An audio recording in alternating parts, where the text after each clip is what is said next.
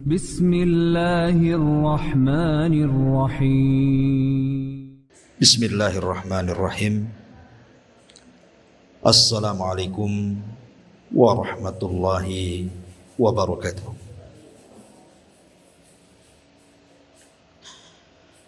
Alhamdulillah. Alhamdulillahilladzi hadana lihada wa ma kunna linahtadiya laula an hadanallah. Asyhadu an la ilaha illallah wahdahu rabbi la syarika lah wa asyhadu anna Muhammadan abduhu wa rasuluhu alladzi la nabiyya ba'da, amma ba'du. Alhamdulillah, di siang hari ini kembali kita bisa duduk berthalabul ilmi, karena kita sudah masuki tanggal 1 bulan Dzulhijjah. Maka kita akan membahas tentang amalan-amalan yang dianjurkan untuk dilaksanakan tanggal 1 Dzulhijjah sampai hari tasyrik. Ma'asyiral muslimat yang dimuliakan Allah Subhanahu wa taala, di dalam Al-Quranul Karim Allah Subhanahu wa taala berfirman, wa yakhluqu ma yasha wa yakhtar.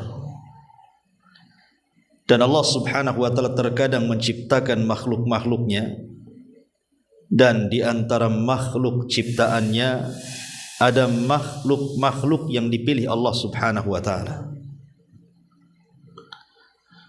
Contoh saja, ketika Allah Subhanahu wa taala menciptakan para malaikat, maka dari seluruh para malaikat yang paling utama adalah malaikat-malaikat yang dijadikan pimpinan-pimpinan para malaikat, dan mereka adalah Jibril, Mikail, Israfil, dan juga Malakul Maut. Itulah seutama-utama para malaikat.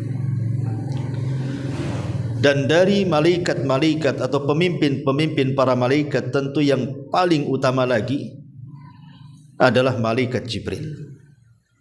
Itulah sayyidul malaikah, pemimpinnya para malaikat.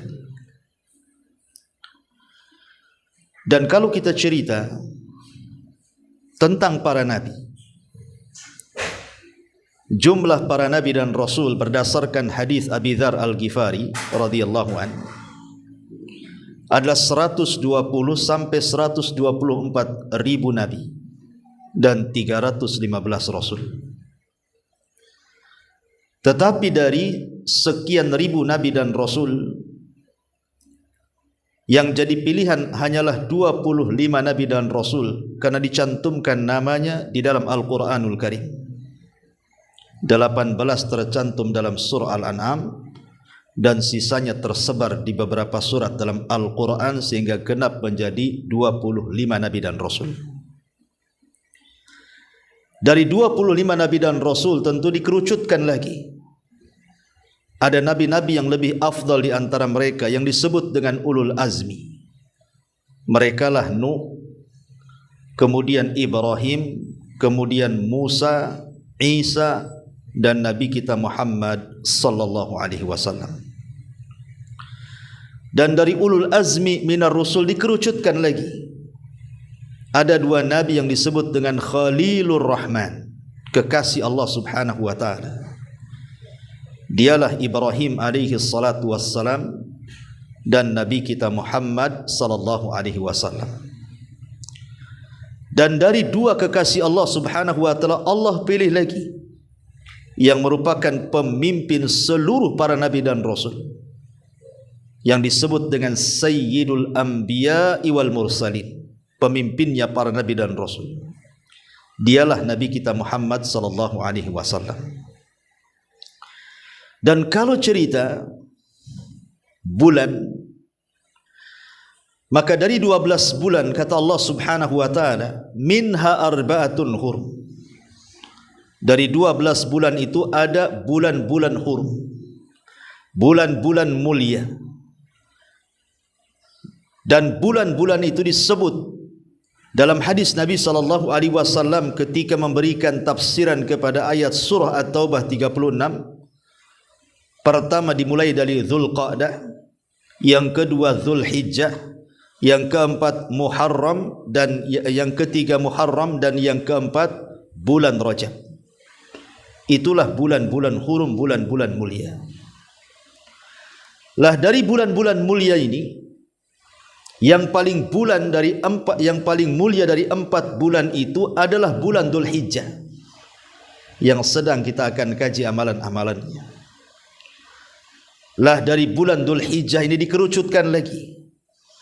Ada 10 hari awal bulan Dzulhijjah yang disebut dengan afdalu ayyamid dunya, seutama-utama hari di dunia.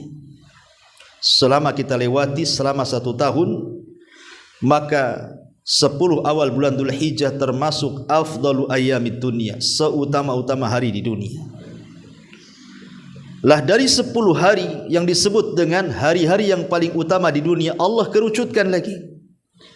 Dan yang paling utama dari 10 itu adalah hari Arafah tanggal 9 dan Yaumun Nahr, hari Nahar, Idul Adha, ketika manusia menyembelih kurban-kurban mereka kepada Allah. Dan dari 2 yang sangat istimewa tanggal 9 dan 10 Dzulhijjah ini, Allah kerucutkan lagi yang paling afdal adalah Yaumun Nahri, hari di mana kita menyembelih, berhari raya Idul Adha. Dan disitulah puncak daripada seseorang betul-betul akan mendapatkan pahala besar apabila mampu memanfaatkan hari itu.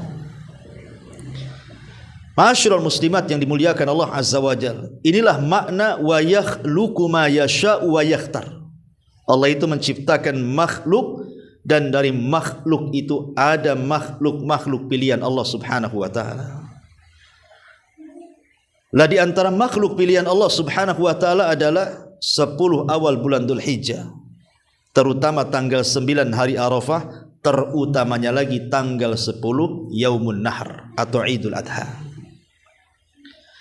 Ma'asyiral muslimin, muslimat yang dimuliakan Allah Azza wa Jalla, setelah kita tahu bahwa 10 awal bulan Dzulhijjah itu adalah hari-hari istimewa dalam kehidupan kita, hari-hari yang dikatakan Nabi SAW afdalu ayyamid dunya, seutama-utama hari di dunia, maka sudah selayaknya kita seorang mukmin mengetahui keutamaannya, keistimewaannya.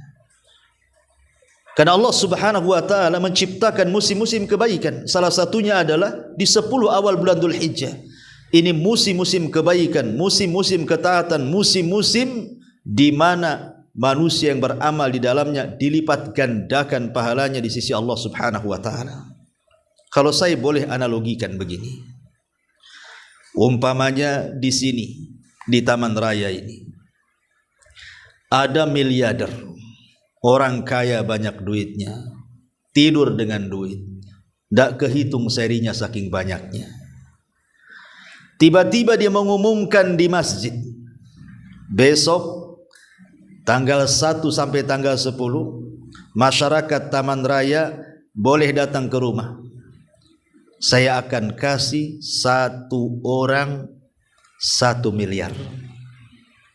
Pertanyaannya, Bu, kira-kira masyarakat Taman Raya datang enggak tuh? Saya yakin datang, termasuk ibu juga datang, enggak mungkin tak datang, Bu. 1 miliar loh.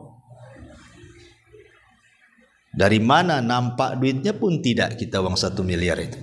Megang pun tidak.